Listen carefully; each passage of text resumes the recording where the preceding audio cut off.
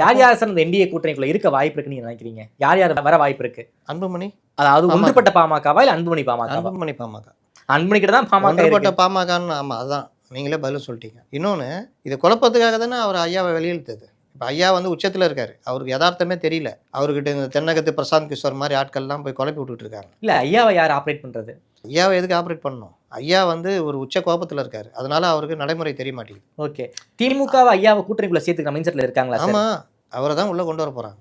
Okay, உள்ளே கொண்டு வந்து பாமக ஓட்டில் ஒரு குழப்பத்தை ஏற்படுத்துறதுக்கான வேலையை திமுக அதாவது எங்கெங்கெல்லாம் அன்புமணி வேட்பாளர் நிப்பாட்டுறாரோ அங்கெல்லாம் வந்து ஐயா வேட்பாளர் போடுவாருங்கிறீங்க.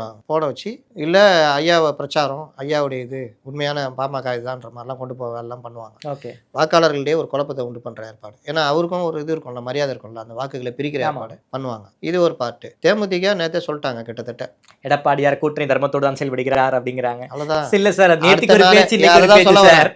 அடுத்த வாரம் ஐயோ அப்படின்ட்டு இந்த மறுபடியும் அடுத்த வாரம் இந்த சைடு அப்படி இப்படி இப்படி போட்டு கடைசியில் என்னன்றா அப்படின்வாங்க. என்ன சொல்லுங்க, இதெல்லாம் சரி வாங்க +1. அதனால ஜனவரி வரைக்கும் இழுத்துக்கினே இருக்கும் அந்த ஏற்பாடுகள் எல்லாம். சார் அந்த அம்மா ஏன் சார் இப்படி விளையாண்டுகிட்டே இருக்காங்க? அவங்க இப்படி பண்ணனாலதான் கிரெடிபிலிட்டி போயிருமே சார். போச்சேங்க. தேமுதிக 2019 டிஎம்கே சைடு வந்திருந்ததுன்னா ஒரு 3-4 எம்பி அவங்கள்ட்ட இருந்திருப்பாங்க.